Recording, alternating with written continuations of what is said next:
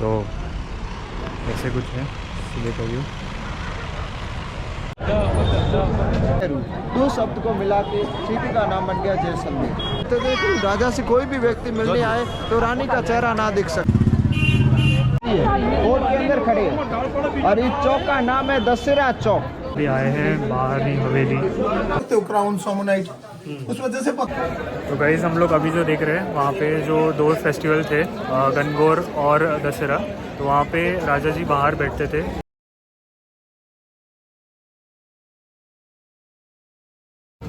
तो गाइस अभी हमारा जैसलमेर फोर्ट देख के हो गया, तो अभी हम लोग जा रहे हैं पटुओं की हवेली जो यहाँ से 500 मीटर्स दूरी पे है, तो वो देखते हैं अभी।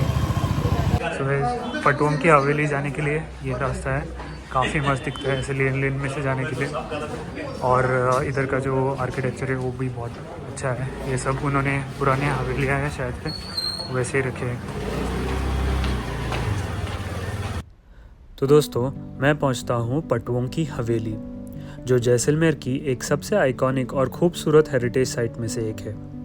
इस हवेली को 19वीं सेंचुरी की शुरुआत में एक बहुत अमीर व्यापारी गुमन चंद पटवा ने बनवाया था। पटवा एक बड़े ट्रेडर और बैंकर थे। उस ज़माने में सोना, चांदी, कपड़ा और कीमती सामान का व्यापार करते थे और दूर दूर तक उनका बिजनेस चलता था। उन्होंने अपने 5 बेटों के लिए 5 अलग अलग हवेलियाँ बनवाई और इसी वजह से इसे पटुओं की हवेली बोलते थे। कहा जाता है कि इस पूरे कॉम्प्लेक्स को बनाने में लगभग 50 साल का समय लगा, क्योंकि उस वक्त की क्राफ्टमैनशिप बहुत ही डिटेल थी। आप देख सकते हो यहाँ की येलो स्टैंड स्टोन पर की गई इंट्रिकेट कार्विंग, झरोखे और बालकनीज, जो राजपूताना आर्किटेक्चर का एक शानदार एग्जाम्पल है।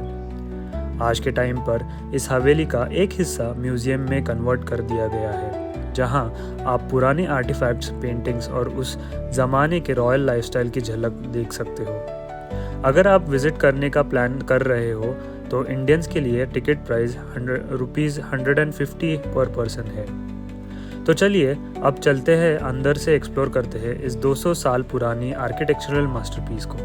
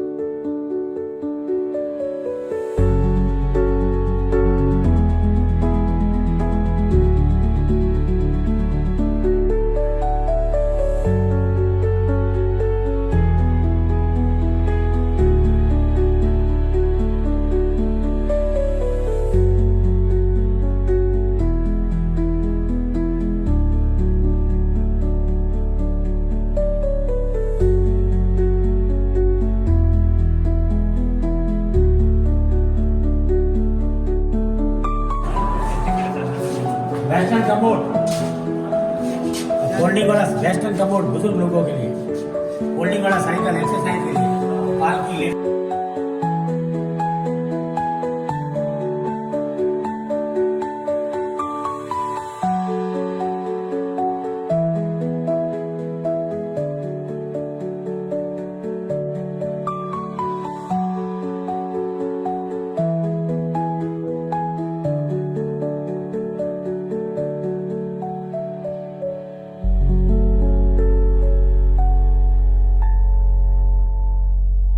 दोस्तों ये जो हवेली है ये 4 फ्लोर्स में डिवाइडेड है। ग्राउंड फ्लोर पे मिलेगा आपको एंट्रेंस और बेसिक आर्टिफैक्ट्स, जहाँ पे टिकट काउंटर भी है, जहाँ पे पुराने बर्तन, घर के सामान और डेली आर्टिफैक्ट्स है।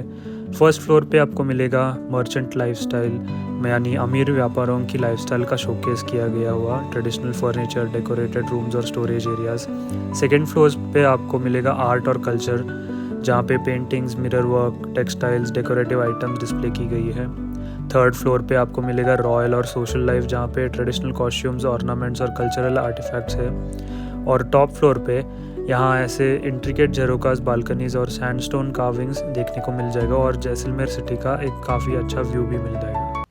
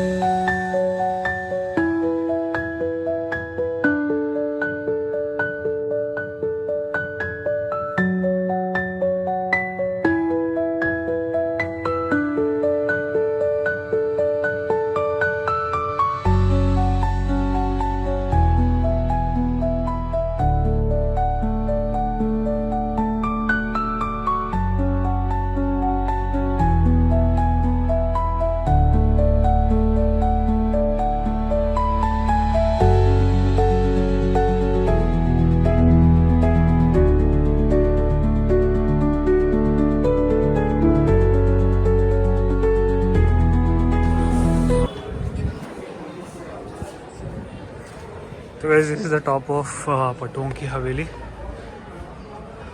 मस्त दिखता है यार यहाँ शहर यहाँ से।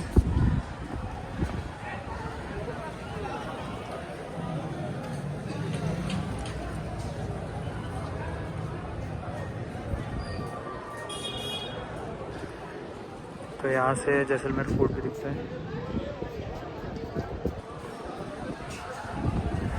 और ये रहा नीचे का मार्केट।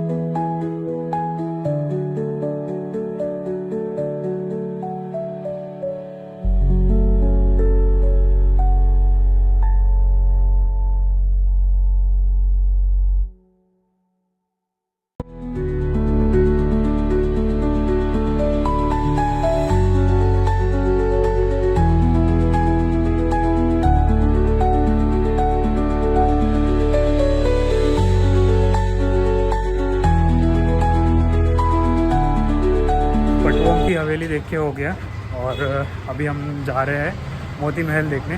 वो भी यही आसपास में ही है, तो देखते हैं अभी उधर जाके एक्सप्लोर करते हैं मोती महल।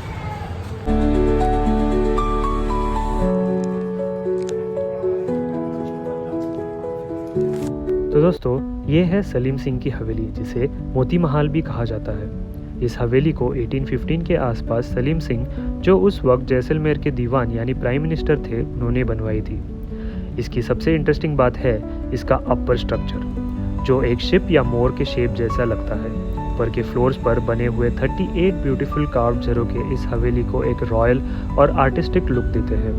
कहा जाता है कि सलीम सिंह ने हवेली को इतना ऊंचा बनाना चाहा कि ये जैसलमेर फोर्ट से भी ज़्यादा ऊंची हो जाए, लेकिन महारावल को ये पसंद नहीं आया और इसीलिए ऊपर के कुछ फ्लोर्स बाद में हटाए दिए गए।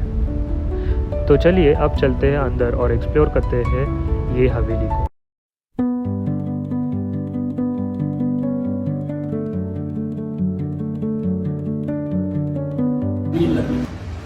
तो जैसे आज के टाइम हम फर्नीचर बनाते हैं या इलेक्ट्रिक के सॉकेट होते हैं या लेगो टॉय होता है, सेम उसी सिस्टम से बिल्डिंग बनाएंगे। कहने का मतलब मेरा ये है कि एक पत्र में खांचा होता है और दूसरे में एक्सेस होता है। एक दूसरे में इंटरलॉक करके ऊपर से ज्वाइन करते हैं आयरन रोड से, कभी कभी अंदर में ज्वाइन करते हैं आयरन रोड से, कभी कभी iron rod and stone topic से, जैसे रिंग करते हुए। तो जिस पर हम फर्नीचर को या इलेक्ट्रिकल सॉकेट को बिना तोड़े खोल सकते हैं, उसी प्रकार इस बिल्डिंग को भी मार भी बिना तोड़े खोल सकते हैं और वापस वैसे किसी। देखिए हर एक बालकनी की जो जाली की जो डिज़ाइन है वो सभी अलग अलग है। बड़ी छोटी है थोड़ी थोड़ी बालकनी का डिज़ाइन डिज़ाइन। अच्छा ओके ओके, हाँ हाँ हाँ।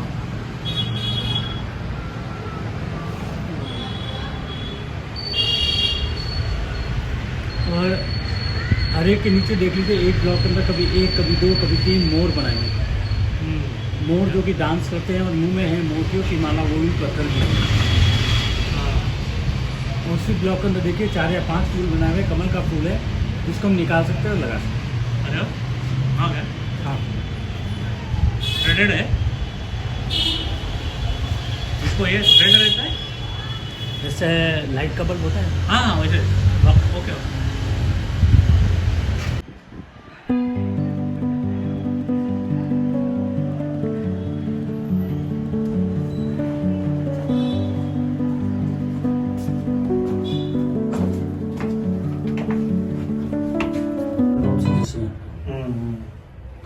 अब याद है इधर से आयरन रिंग है, पहले इस रिंग को इस पोजीशन में रखते हैं।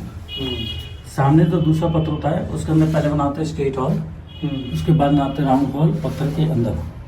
तो दूसरे को ज्वाइन करके उसी को हाफ टर्न करेंगे, रिंग घूम जाएगी और ब्लॉक हो जाएगी। वापस जैसे पत्थर को निकालना हो तो जिसको हमने हाफ टर्न किया है उसको वापस हाफ टर्न करेंगे तो रिंग वापस इस पोजीशन से निकाल देंगे, अंदर डालेंगे, टर्न करेंगे, ब्लॉक हो जाएगा। सर का दाने की जरूरी है।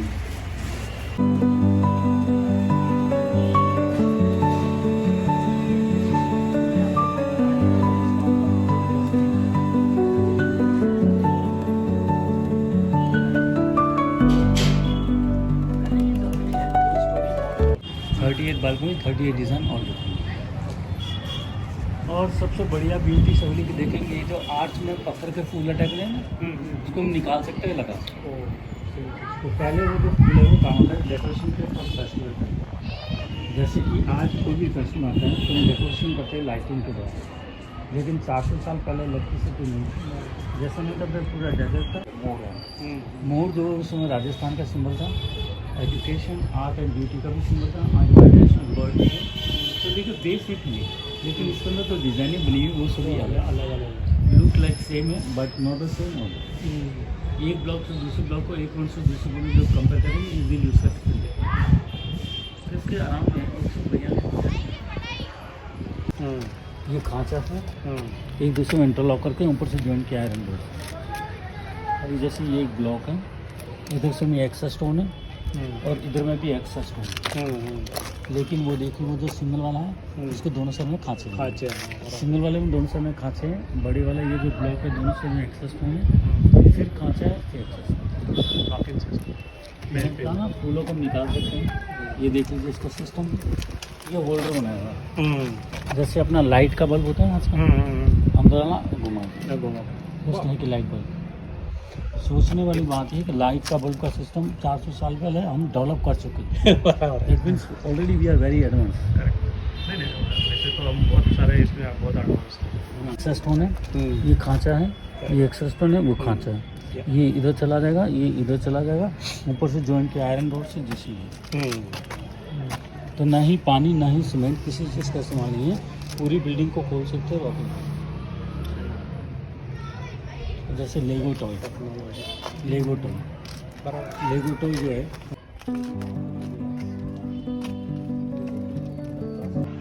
तो दोस्तों, ये है सलीम सिंह की हवेली का जनाना महल, जहाँ घर की महिलाएं इन खूबसूरत झरोखों से बाहर की दुनिया देखती थी, लेकिन बाहर से कोई उन्हें नहीं देख सकता था।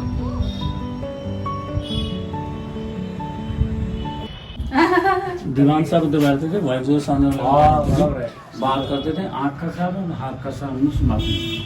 ओह, इशारों में से मुँह से बात करें, जो बात करें उसमें कोई प्राइवेसी नहीं रहेगी, कोई सिक्योरिटी नहीं रहेगी। चिल्ला के बात करें, दैट मीन्स अपन दूसरों को डिस्टर्ब कर रहे हैं, उनका रेस्पेक्ट नहीं कर रहे हैं। एक ही बात से बात करें, दूसरी बात नाराज़गी हो गई। मोस्ट इम्पोर्टेंट रीज़न क्या था, पहले लोग ज़्यादा पढ़े लिखे नहीं थे और हर एक स्टेट की जो लैंग्वेज थी अलग अलग, तो कौन उसको ट्रांसलेट करेगा। तो best way to understand each other use the sign language और सिम्बलाइजेशन। पगड़ी भी अलग अलग होती थी, मूछे अलग अलग होते थे, ईयरिंग अलग होते थे, ड्रेस अलग होते थे, शूज़ अलग होते थे, ज्वेलरी भी अलग अलग होती थी। तो किसी से पूछने की जरूरत नहीं थी कि आप कहाँ से हैं या कौन से एक लेडी इधर डांस करती थी, दीवान साहब उधर बैठते थे और 3 साइड में अलग अलग म्यूजिक सुन जो है बाहर साइड में बैठते हैं। नीचे में जो फर्स्ट में यहाँ देख रहे हैं, पहले पूरा मिरर्स लगा हुआ था, दीवारों में मिरर्स था, ऊपर भी मिरर्स। ये जो मिरर्स है वो कलेक्शन के लिए बेल्जियम से। जो सीलिंग देख रहे हैं प्योर सोने की पेंडिंग की है, तो जो छोटे छोटे छिद्र देख रहे हैं, इसके अंदर होता है मोती। इसके लिए इसका नाम पड़ा है मोती महल। वो जो ब्लू कलर का जो बल्ब देख रहे हैं वहाँ पे, इस तरह के 30 बल्ब होते थे सीलिंग में, सभी अलग अलग कलर के, और उसके अंदर होते थे हीरे। एक बॉय लैंप होता है ना, जो कि गोल्ड स्टाइल में होगा, जिसके अपने साइड में डाउन में हॉल होते हैं। तो साइड हॉल से इसका रिफ्लेक्ट होता था साइड मिरर्स में, अपर हॉल से इसका रिफ्लेक्ट होता है अपर पे, up and side reflexing down and down reflexing up. और 30 कलर के बल्ब सभी अलग अलग कलर के, उसके अंदर होते थे हीरे, जो कि रिफ्लेक्सिंग होते डांसिंग लेवल एवरी मिरर्स को, जस्ट लाइक ए डिस्को। यहाँ पे एक फाउंटेन है, एक छोटा सा टैंक था, बाहर में एक आदमी खड़ा होकर उसका काम था पंप फिल करना। पंपिंग करने से पानी जो है सेंटर से ऊपर आकर और 2 साइड से वापस जाता टैंक। तो कहने का मतलब नहीं है कि 400 साल पहले हमारे हिंदुस्तान के अंदर एयर कंडीशनर रूम और डिस्को रूम होता था, वो डेजर्ट।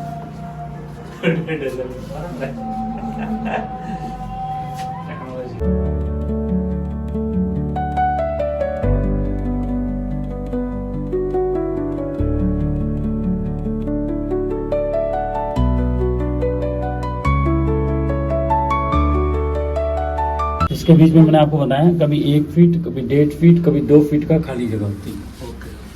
तो उसका कारण था कंपन पैदा करने के लिए।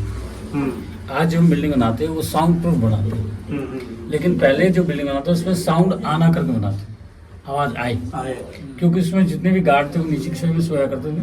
और ये जो स्टेप्स है, ये कन्वर्ट है फ्लोर सीलिंग के बीच में, तो जैसे मुंह पर आएंगे तो आवाज़ करेगा, तो अंदर वाला शख्स जो कि सो रहा है उसको इन्फॉर्मेशन मिलती थी कोई आ रहा है, अलर्ट हो जाए। कभी कभी इसमें छोटे छोटे मटके या छोटे छोटे ड्रम भी रखते थे इंक्रीज द नॉइज के लिए, जिसको बोलते हैं अर्लियर अलार्म सिस्टम। हिंदी में एक डायलॉग है, उस तरह का डायलॉग हर एक लैंग्वेज में हिंदी में डायलॉग है कि धीरे बोलो दीवारों के भी कान होते हैं। एग्जैक्टली दीवारों का काम होता है। दूसरा काम होता है स्टोरेज के लिए। फिर एक डायलॉग है कि ऊपर वाला जब भी देता छप्पर फाड़ के, कहने का मतलब किसी और ने रखा है और किसी को मिल रहा है, मतलब एक हाथ से दूसरा हाथ में हो तो वो देना बोलते हैं। किसी ने रखा है तो उसको सोचिए गॉड गिफ्ट करोगे। तीसरा काम होता था सीलिंग के वेट को कंट्रोल करने के लिए, नहीं तो ज़्यादा वजनदार हो जाएगी। चौथा ठंडक के लिए। और 5वां काम होता था अगर कभी भूकंप आ जाए तो इस तरह के बिल्डिंग को कम नुकसान हो।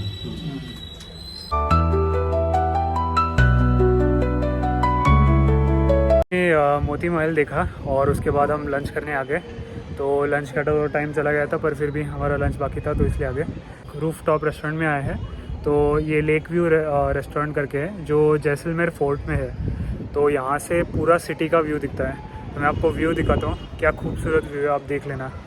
तो आप अगर चाहते हो तो यहाँ आ सकते हो और थोड़ी देर टाइम स्पेंड कर सकते हो। तो बहुत ही मज़ेदार जगह है, मैं दिखाता हूँ आपको।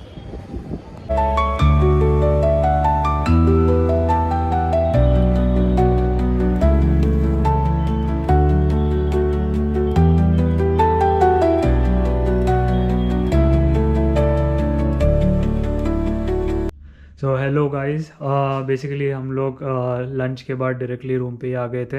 हमारा लंच काफ़ी लेट हुआ था, अराउंड 5 o'clock वगैरह हम लंच किया, तो वहाँ से हम लोग डायरेक्टली रूम में आ गए थोड़ी देर फ्रेशन अप होने के लिए।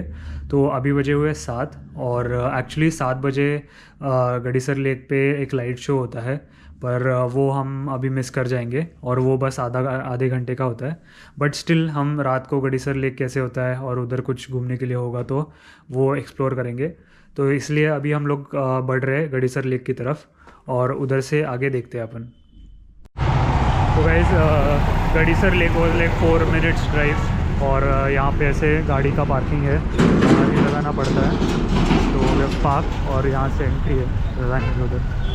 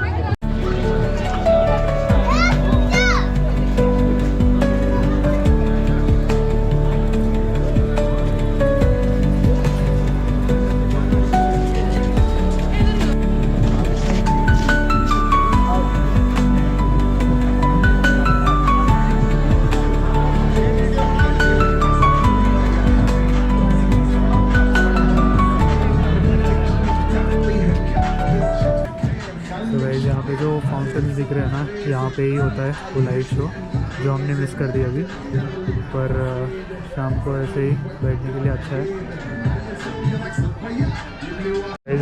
गाइस हम लोग अभी अराउंड 7:30 हुए यहाँ पे आए हैं, तो और फिर यहाँ पे पूरा गाने वाने लगा है, बाहर खाने के स्टॉल्स है काफ़ी सारे, और मतलब लेक पे जो शो था वो तो ख़त्म हो गया, बट यहाँ पे ठंडी काफ़ी है। लाइक अभी पता नहीं कितना डिग्री है, पर बहुत ही ठंड लग रहा है। तो आप ज़रूर मतलब जो हुडी या ऐसे कुछ है तो लेके चलना, क्योंकि ठंड बहुत लगती है यहाँ पे। तो भाई जगह जगह पे ऐसे उन्होंने बूथ्स लगाया है, जो ये है जिसको वीडियो वगैरह निकालना है तो निकाल सकते हैं। बोलिए स्पीकर वगैरह।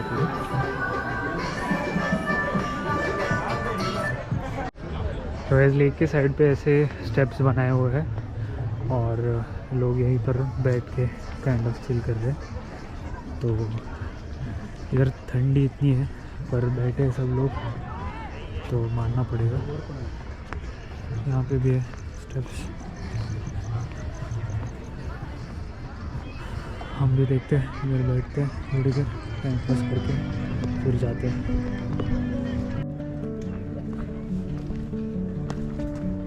तो दोस्तों, ये जो गड़ीसर लेक है वो 14th सेंचुरी में महारावल गढ़सी सिंह ने बनवाया था। पुराने समय में जैसलमेर का सारा पानी इसी लेक से आता था। यहाँ के सुंदर छतरियाँ, मंदिर और घाट्स इस जगह को और भी रॉयल फील देते हैं, और सनसेट या नाइट में यहाँ का व्यू बिल्कुल मैजिकल लगता है। जैसे कि अभी जो रिफ्लेक्शन है लाइट का काफ़ी खूबसूरत दिख रहा है। तो आप भी चूज़ कर सकते हैं कि रात को आए और ये नज़ारा देखें।